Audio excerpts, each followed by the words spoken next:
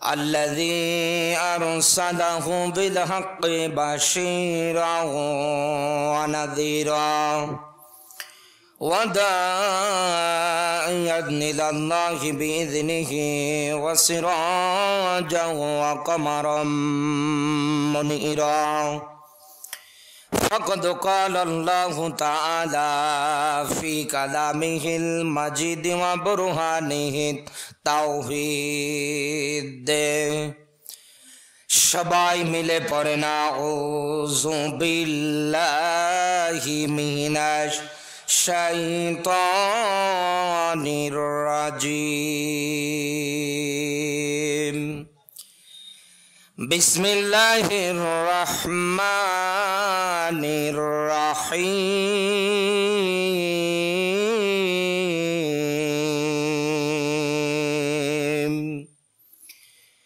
ইউরিদুনা লিইউতফিউ নূরাল্লাহি বিআফওয়াহিহিম আল্লাহু মুতিম্মু নূরিহি ওয়ালাউ কারিহাল কাফিরুন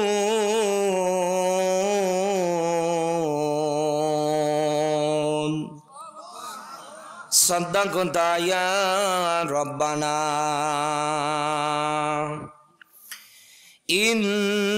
ইন্নাল্লাহা ওয়া মালাইকাতাহু ইউসাল্লুনা আলান নাবী ইয়া আইয়ুহাল্লাযীনা আমানু সাল্লু আলাইহি ওয়া সাল্লিমু তাসলিমা আল্লাহুম্মা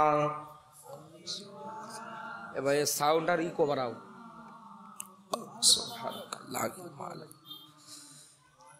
পৃথিবীতে কেউ স্থায়ী হয় না, হোক না সে ফেরাউন কিংবা নমরুদ, কেউ ভাবে চিরকাল রয় না।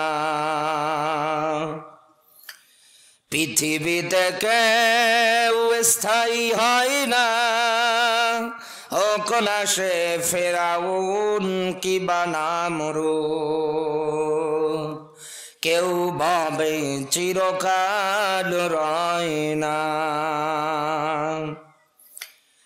চলে যায় সব ছেড়ে যেতে হয়, মৃত্যু মানে না কোনো পরিচয়।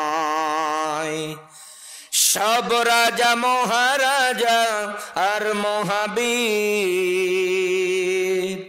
সব রাজা মহারাজা আর মহাবীর, কাউকে সে অবকাশ দেয় না। কেউ ভাবে চিরকাল রয় না। পৃথিবীতে কেউ স্থায়ী হয় না, হোক না সে ফেরাউন কিংবা নমরুদ, কেউ ভাবে চিরকাল রয় না। আলহামদুলিল্লাহ, বাংলাদেশের ঐতিহ্যবাহী জেলা নওগাঁ মান্দা থানার অন্তর্গত বিদরপুর তরুণ যুব সমাজের উদ্যোগে ঐতিহাসিক তাফসিরুল কোরআন মাহফিল। আজকের এই তাফসিরুল কোরআন মাহফিলের সভাপতির দায়িত্বে যিনি আছেন, খোলা আসমানের নিচে জমিনের উপরে আল্লাহকে সবচাইতে বেশি যারা ভয় করে তারা আলেমরা। কারা? আরো জোরে বলেন কারা? সবচাইতে বেশি যাদের ভয় আল্লাহর অন্তঃকরণে, এই মানুষগুলোই হচ্ছে দুনিয়ায় আলেম। আজকের এই মাহফিলের সভাপতি সাহেব যিনি অত্যন্ত একজন জ্ঞানী মানুষ, সদাবাদন বড় ভাই মুফতি নূহ নাজি উল্লাহ নাহিন, ইমাম বিদরপুর ঈদগাহ ময়দান, হায়াতে তাইয়্যিবা সিহাতে কুল্লিয়া কামনা করছি, আল্লাহ যেন দান করে, বলেন আমিন। আজকের মাহফিলের সহ সভাপতি জনাব মোহাম্মদ হাবিবুর রহমান, এরপরে জনাব মোহাম্মদ আজিমউদ্দিন মাস্টার, অনেকগুলো মানুষের নাম এসেছে। ওয়া রাফা'না লাকা যিকরাক, সম্মান মর্যাদা আল্লাহ যা দিয়েছে আরো কোটি গুণে যেন বাড়িয়ে দেয়, বলেন আমিন। আজকের মাহফিলের প্রধান অতিথি আমাদের অভিভাবক, জাতীয় সংসদ সদস্য। দোয়া করি আল্লাহ পাক তার এই গোলামকে দ্বীনের জন্য, ইসলামের জন্য যেন কবুল করে, বলেন আমিন। আজকের মাহফিলের বিশেষ অতিথি জনাব মোহাম্মদ মুস্তাফিজুর রহমান সুমন, চেয়ারম্যান ১ নং ভারসা ইউনিয়ন পরিষদ আমাদের মাঝে উপস্থিত আছে। দোয়া করি আল্লাহ পাক তার এই গোলামের উপরে যতগুলো মানুষের দায়িত্ব চাপিয়ে দিয়েছে এ দায়িত্বের সঠিক হক যেন আদায় করতে পারে, বলেন আমিন। দাওয়াত দিয়ে সেই নীলফামারী থেকে পর্যন্ত যে ভাইয়ের মাধ্যমে আসলাম, আপনাদের সুপরিচিত মানুষ সদাবাদুন বড় ভাই মাওলানা গোলাম রব্বানী ভাইয়ের জন্য দোয়া করি আল্লাহ পাক আমার ভাইকে যেন কবুল করে, বলেন আমিন। দল মত নির্বিশেষে প্রাণ প্রিয় নওগাঁবাসী আল্লাহ দরবারে নত শিরে শুকরিয়া আদায় করছি যে মহান মালিক হাজার হাজার মানুষের ভিতর থেকে বাছাই ছাঁটাই করে কোরআনে কারিম বলবার এবং শুনবার জন্য কবুল করেছে।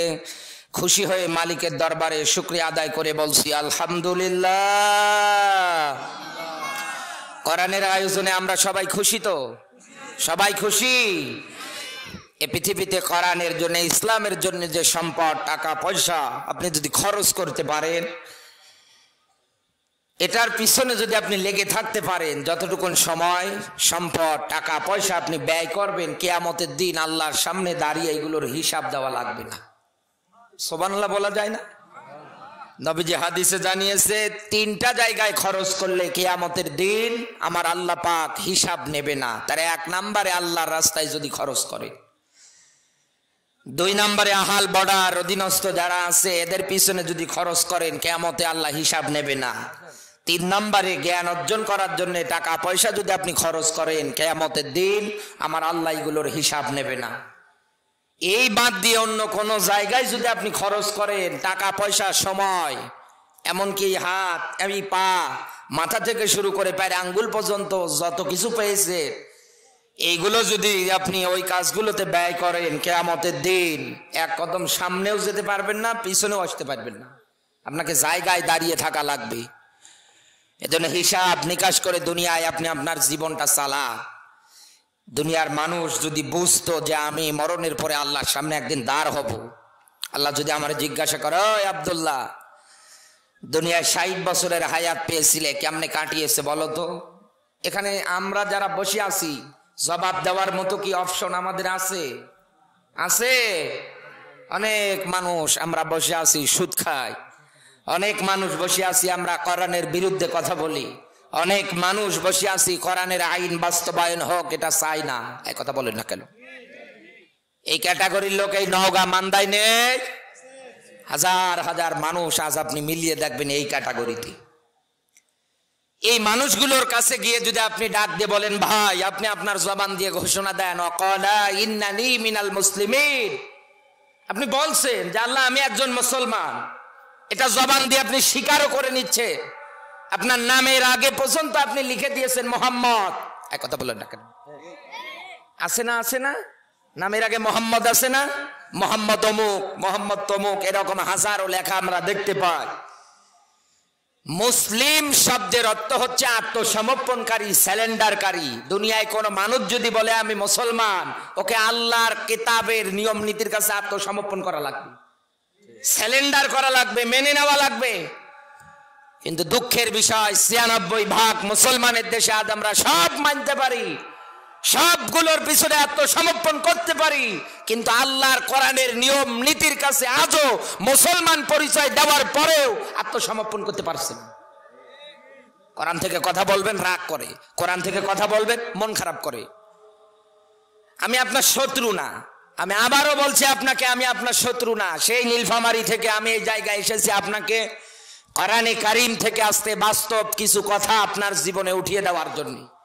বাল্লিগু আন্নি ওয়ালাউ আয়া, একটা বাণী একটা বক্তব্য যদি জানা থাকে নবীজির হাদিস এইটাই প্রচার করা ফরজ। এই কথা বলেন না কেন? এটা প্রচার করা কি ফরজ। এবার আসেন আমরা মহাসমুদ্র যেটাকে বলা হয় কোরআনে কারিম, যার ব্যাখ্যা বিশ্লেষণ লেখার জন্য তামাম দুনিয়ার সমুদ্রের পানিগুলোকে যদি কালি বানান, তাম দুনিয়ার বৃক্ষগুলোকে যদি কলম বানান, লিখতে লিখতে সব ফুরিয়ে যাবে, তারপরেও আল্লাহর কেতাবের ব্যাখ্যা করা, লেখা, বলে কেউ শেষ করতে পারবে না। এই মহাসমুদ্র থেকে আমরা আত্মসমর্পণের দিকে একটু ধাবিত হই, দেখি তো আমরা আমাদের জীবনে আল্লাহর এই কেতাবের কাছে যেহেতু আল্লাহ আত্মসমর্পণ করতে বলেছে, আমরা কতটুকু না আসছি। আমার বন্ধুরা ভালো করে বুঝবেন, আল্লাহ পাক বলেন ইন্নাল্লাহা ইউহিব্বুল্লাযীনা ইউকাতিলুনা ফি সাবিলিহি। বলেন আল্লাহু আকবার। সূরা সফ 61 নম্বর সূরা 28 নম্বর পারা 1ম নাম্বার রুকু, এটা পাবেন আপনি 4 নাম্বার আয়াতে আমার আল্লাহ সুন্দর করে ব্যাখ্যা দিয়েছে। নওগাঁর মুসলমানেরা কান খাড়া করবেন। এই দুনিয়ার ময়দানে আমাদের রাজনৈতিক যত দল আছে, রাজনৈতিক যত নিয়ম নীতি আছে, ব্যক্তি জীবন চলার ক্ষেত্রে যত আমাদের পার্থক্য আছে, কিন্তু আল্লাহর ভালোবাসা, নৈকট্য, এটা পাওয়ার ক্ষেত্রে কোনো দলাদলি কিছু চলে না। এই দুনিয়ায় যারা অন্য অন্য মানুষ আছে তাদেরকেও যদি জিজ্ঞাসা করেন, ভাই ইসলামের বিরুদ্ধে কথা বলেন, আলেমদের বিরুদ্ধে কথা বলেন, আপনি কি চান না আপনার মালিক আপনাকে ভালোবাসুক? লোকটা এক বাক্যেই বলে দেবে, হ্যাঁ আমার মালিক যেন আমাকে ভালোবাসে। আল্লাহ পাক বলেন আমার ভালোবাসা, নৈকট্য দুনিয়ার কোন মানুষ যদি অর্জন করতে চায়, হাসিল করতে চায়, আমার আল্লাহ রাব্বুল আলামিন কর্মসূচি আকারে এবার ডাক দিচ্ছেন। আল্লাহ পাক বলেন ইউকাতিলুনা ফি সাবিলিহি। বলেন না আল্লাহু আকবার। একটু মনোযোগ দেন, ইউকাতিলুনা ফি সাবিলিহি। আল্লাহ তাআলা বলেন তোকে আমার রাস্তায় জিহাদ করা লাগবে, লড়াই করা লাগবে। এ কথা কার? আরো জোরে বলেন। আল্লাহ এই জায়গায় এই তথ্যটা দিলেন কেন? আমার সামনে এখন যারা বসে আছেন, আপনাদের ওই জায়গা থেকে এই লোকটা আমার চাইতেও কিন্তু অনেক জ্ঞানী মানুষ। এই লোকটাকেও জিজ্ঞাসা করে দেখেন, পৃথিবীতে নামাজ পড়া যেরকম ফরজ, সম্পদশালী হলে টাকা পয়সা যাকাত দেওয়া যেরকম ফরজ, মেয়েদের উপরে পর্দার বিধান যেমন ফরজ, বিয়ে করতে গেলে মহরানা দেওয়া যেরকম ফরজ, আল্লাহর জমিনে আল্লাহর পথে লড়াই আর সংগ্রাম করাটাও ফরজ। এই দুনিয়ার মানুষগুলো বড়ই বোকা। নামাজের কথা বলবেন, মেনে নাই, কোনো বাধা বিপত্তি কোনো দিক দিয়ে আপনার উপরে দেখাবে না। এই দুনিয়ার ময়দানে অন্যান্য যত কিছু আছে এইগুলোর ব্যাপারে কথা বলবেন, অতটা মনে করবে না। আপনি আপনার জবান দিয়ে যখন এই আয়াত থেকে ডাক দিয়ে বলবেন, হ্যাঁ এই দুনিয়ার ময়দানে সৃষ্টি যার, আইন চলবে তার, এই কথা বলতে যখনই যাবেন, এই দেশের হাজারো মানুষ আছে বাধা দেয়। আপনি আমার কথার সঙ্গে একমত? বাধা দেয় না? বাধা দেয় না? বন্ধ করে দেয় না? বলতেই দেবে না আপনাকে কথা। আমার বন্ধুরা একটু মনোযোগ দেবেন। আল্লাহ রাব্বুল আলামিন এই শব্দ দেওয়ার পর এই কোরআনে কারিমের পরের অংশটুকু নিয়ে, আয়াতের পরের অংশটুকুনের দিকে এবার লক্ষ্য করেন। সফাত, এখানে যারা আলেম বসে আছে জিজ্ঞাসা করেন, সফ মানে দলবদ্ধ, কাতারবদ্ধ, সারিবদ্ধ। ইউকাতিলুনা ফি সাবিলিহির পরে আল্লাহ সফান কেন দিলেন? আবার এর একটা অর্থ দাঁড়াচ্ছে, মিনিং হচ্ছে দলবদ্ধ, কাতারবদ্ধ, সারিবদ্ধ। তার মানে মালিক এইটাই বোঝাতে চায়, ও নওগাঁর মানদার মুসলমানেরা, দুনিয়ায় যদি আল্লাহর পথে লড়াই আর সংগ্রামটা করতে চান, দুনিয়ায় যদি আল্লাহর জমিনে আইন কানুন নিয়ম নীতি বাস্তবায়ন যদি করতে চান, একা একা কোনোদিনও সম্ভব না। এই জন্যে আল্লাহ দিয়েছে দলবদ্ধ, কাতারবদ্ধ হও। কিন্তু আমাদের দেশের দিকে তাকালে এই দেশে আজ দলবদ্ধ, কাতারবদ্ধ, সারিবদ্ধ নেই। এক কথা বলে না কেন? এই দেশে আজ টুপিওয়ালা শত্রু। এক হুজুর আরেক হুজুরের দেখতে পারে না। হুজুর যদি জোরে যায় বলে দাওয়াত পেয়েছে, যদি একটু আসতে যায় বলে কতলা খাওয়া খেয়ে যাচ্ছে। এক হুজুর আরেক হুজুরের বিরুদ্ধে হাজারো রকমের ফতোয়া, হাজারো রকমের কথাবার্তা একাধারে রটিয়ে যায়। আলেমে আলেমে বিভেদ এই দুনিয়ার ময়দানে এখন আছে না নেই? অথচ আল্লাহর ব্যাখ্যা এটা মেনে নেওয়া ফরজ।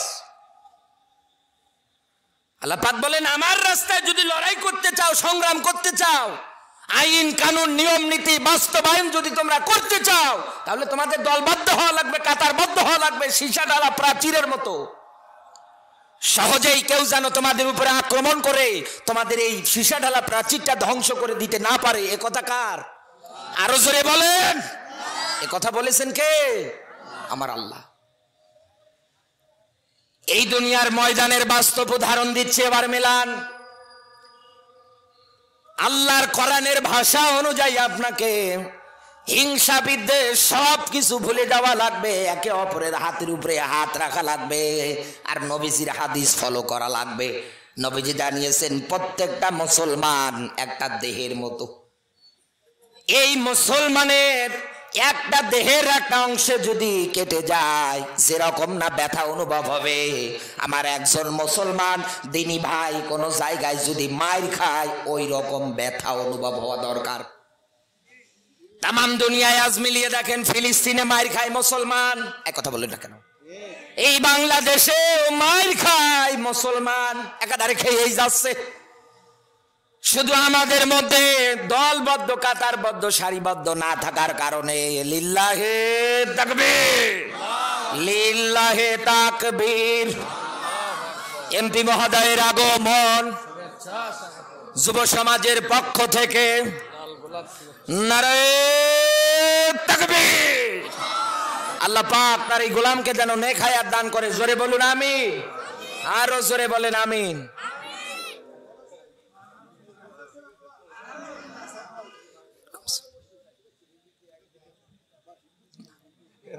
না, এটা মানাচ্ছে না। আপনি উপরে আসেন। না না আসেন, না না উপরে আসেন আপনি।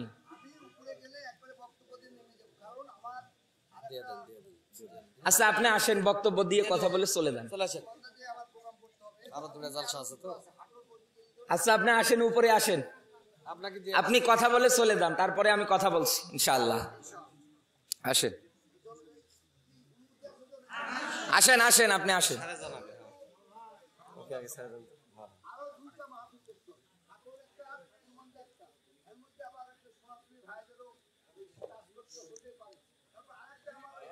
মাইকে বলেন আছে।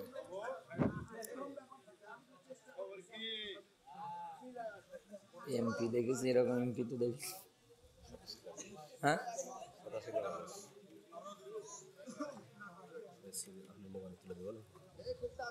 মোবাইল দিয়ে উঠুন। দিলেন